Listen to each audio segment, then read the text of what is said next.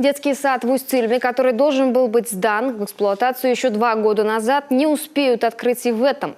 Как пояснил в интервью газете «Комсомольская правда» исполняющий обязанности руководителя администрации муниципалитета Николай Канев, к 1 сентября объект уже точно не успеет получить все необходимые разрешения.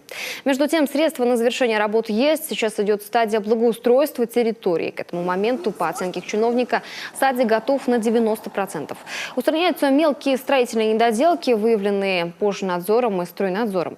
Примечательно, что аналогичный уровень готовности год назад озвучивал сам глава администрации Алексей Поздеев, не дав тогда республике, по словам министра экономики Марины Анисимовой, выполнить майский указ президента по вводу новых мест в дошкольных учреждениях. А уже через полгода по этому же садику Поздеев стал фигурантом уголовного дела. Как сообщалось, он умышленно включил в акты выполненных работ заведомо ложные сведения относительно их объема на сумму более 1 000 000 рублей.